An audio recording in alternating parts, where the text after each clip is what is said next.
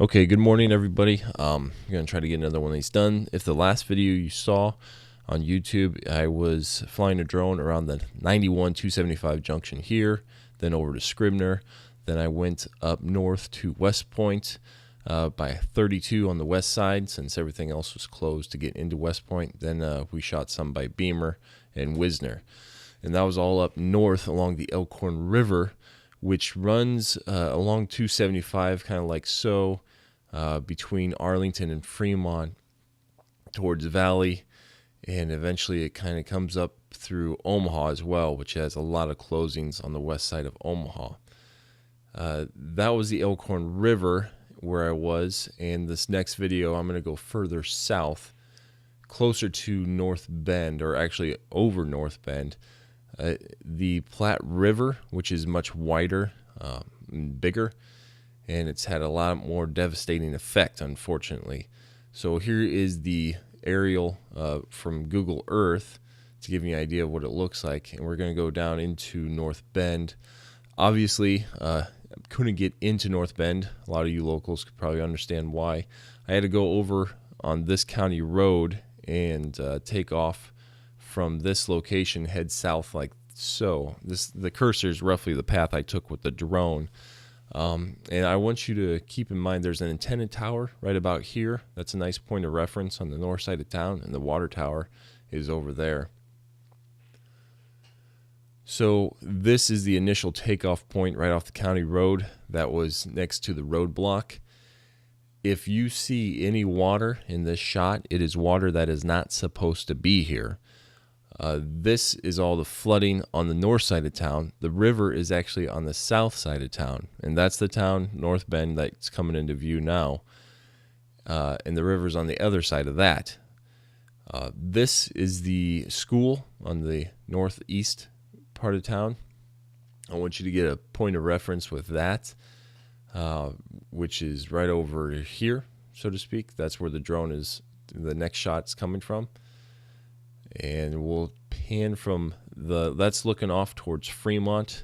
There you can see that little band of water is Platte River. And now we're panning to look south, and eventually we'll be looking west. And there's the water tower on the west side of town. Again, this is kind of the same angle, but with the camera zoomed in a little bit so you can get a closer look at some of these homes. All these streets are flooded, and Highway 30 is kind of at the top there. That white silo is right at the junction of 79 and 30. So 30 is kind of running right through there. And 30 has been closed for several days. I know some people have been trying to bounce around the country roads to get between North Bend and Fremont, and it's been mixed luck.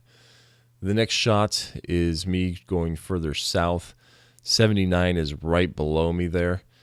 And I'm going to switch over to Google Earth again and show you sort of the path that I wanted to take. The thing about drones is everyone thinks they have a drone with a 400-foot ceiling, so the best shot comes at 400 feet, and that's not necessarily so. I wanted to get the drone down low into an area we can't access, but how low you can go is limited when the transmission signal is getting interrupted by a lot of trees or hills that have kind of blocked your signal. So this is as low as I can go without losing signal. I'm going south on 79. You can kind of look at those businesses that are located on that highway. At this point, I've turned around, and now I'm going east on, I believe it was 8th Street. Based on the church that I went by. Then I flew south while looking west, and then I was westbound on Highway 30 to go by the Dollar General and Casey's. That looks like it's a Great Plains Communications building.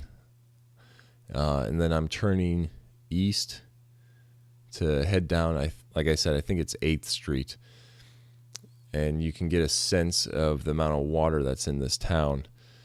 A lot of these folks were evacuated to Snyder. I think North Bend's a population of about 1,200. Snyder's a population of 300. So some have been staged at the auditorium or the fireman's ballroom,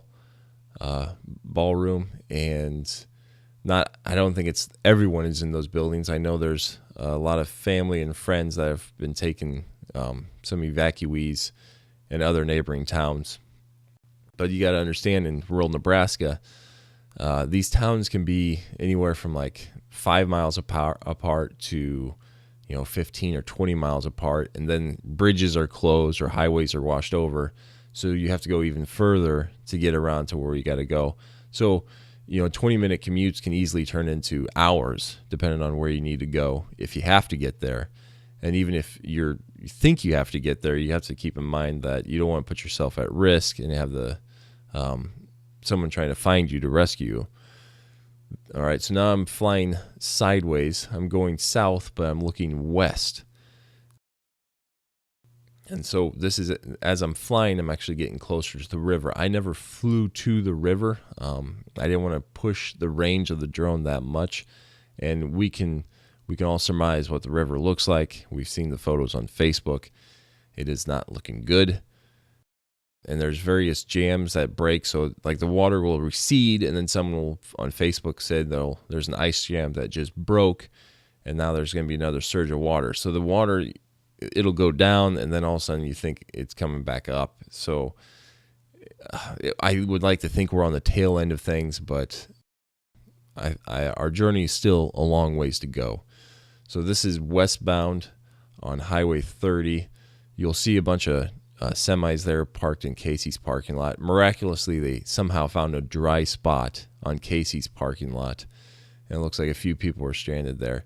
And you'll have a few souls that are brave enough to start driving through the water. In the other video, you probably heard me say that if I had to drive, at least I'd drive at least in standing water. And this cursor is kind of showing the path I took on these next clips. I got a little further west past 79 on Highway 30, so I'm taking 30 a little further west, and then I'll fly north again out of town, and you'll want to keep in mind where that antenna tower was on the north side of town, and then I will fly backwards so we can kind of see the town as we go. That, again, we're going to be flying just over Highway 79 right there, and we're still on Highway 30. We have another individual who's brave enough to be driving around. I spoke to the volunteer firefighter at the roadblock on the north side of town, and the thing about situations like this, if you ever catch yourself in this, is you got to understand emotions are high, and people are going to have like kind of clouded judgment as far as what they can and cannot do. And the firefighter's job is to make sure you have some sense of clarity as far as what is safe and what it isn't. Yes, maybe you saw someone drive their truck through the water. That doesn't mean the next 10 cars should be driving their cars through the water, because if one of those gets stuck, that means the firefighters have to risk their lives to get in there. And some of them are being careful how much fuel they're burning, because these towns, like I said, they're far apart, and a lot of the semis have to bring fuel in. Well, Snyder is out of gas. Snyder hasn't been able to refuel gas. They only had diesel. So the firefighters are kind of being mindful as far as how much fuel they burn, because once their tanks are empty, there's no more. There's no more fuel until somehow a tanker can find its way to bounce around and get across the Elkhorn or Platte River Bridge to get it delivered. So now we were flying north. We've turned around. We're looking south, but still flying north. So I'm flying backwards to where I took off and looking south towards the river. That silo on the left hand of the screen, that's where the 3079 junction is. That white truck is driving north on Highway 79. And I kind of kept him in frame to get a judge of how much of water he was spitting up and get a rough idea how deep it kind of is. It's hard to tell from this altitude, but I mean we know well enough that there's definitely a lot of those areas that are underwater. And as I was saying, so people are kind of being careful with the fuel. I know there's a few folks that rolled their cars up to Snyder's pumps and It was kind of like just watching a carousel of cars of people driving in, watching, looking at the bags on the pumps and knowing that there's no gas. And some would actually just turn their cars off and push them out of the way to, stage them somewhere else in the parking lot so they didn't have to burn any more gas. I will check again today. This was all shot on 3/17 on 3/16. It is now the 17th. I'm recording this audio on the 17th in the morning, and I plan to get out again one more time.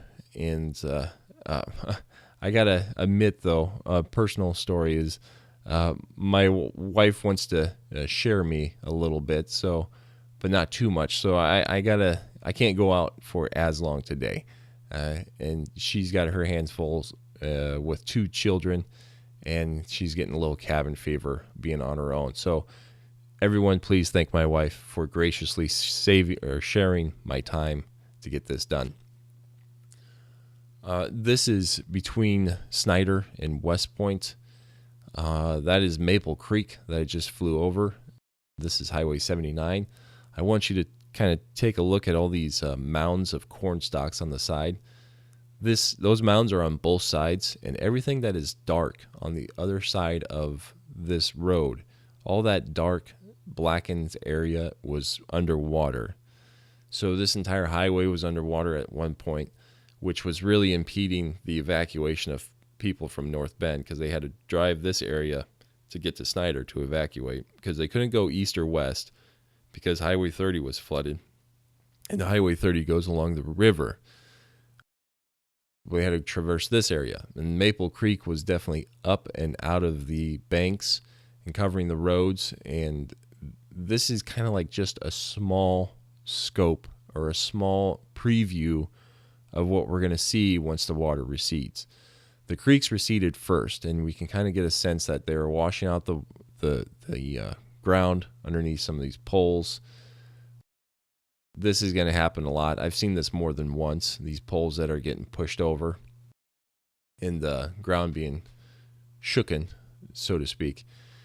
But if you take a look at like this final shot, this is just a closing shot that I've pulled from, over by the 275 by the Elkhorn. But what I was saying was, we're only beginning to get a sense of the scale. There are hundreds of miles of highways and roads that have been underwater for multiple days. And as the water is rushing over them, it is just slowly cutting and carving the roads to pieces. So that last shot by Maple Creek Canyon, the road looked fine, but there are more posts on Facebook or other social media that's starting to show how much is carved apart. So just because the water is receding doesn't mean we'll be able to get into some of these towns that we're trying to get into. We might find out that there is no road once the water is gone. So these 5-minute trips that are turning into hour-long commutes are still going to be hour-long commutes because roads won't be there, or the highways won't be there. They'll be buckled. The bridges will be compromised. And this will be a month-long, or months and months-long journey to kind of restore ourselves. All right, so all that was a bit of a bummer, and it looks real daunting. But before I go, I want to leave you with a good story. As North Bend was evacuating its town of 1,200 to this town of Snyder of about 300 into the auditorium and fireman's ballroom, the volunteer fire and rescue Facebook page asked for pillows and blankets at about 7:56 p.m. By 9:30 p.m., there was an announcement that says, "Thank you all for the donations of blankets and pillows. We don't need any more blankets and pillows. Appreciate all the donations." So that tells us that, when people are called upon, this tiny town of Snyder, and granted there's some neighboring towns too that probably came over from like Dodge or Howells or other small areas. When people are called upon, they show up ready to donate. And I know another neighbor who has a lot of chickens, and she her name's Linda, and she works at the mini mart. She has a lot of chickens, and I heard that the eggs that she normally sells, she donated all to the folks at the auditorium trying to feed a mass of people from North Bend. So Our community is really awesome, and these stories are going to happen all across the state. And so there's some good news, at least. We have a strong community that's going to be able to pull through on this. So I'll leave you with that. Thank you for watching, and I'll keep you posted if I get any more content today. Thanks.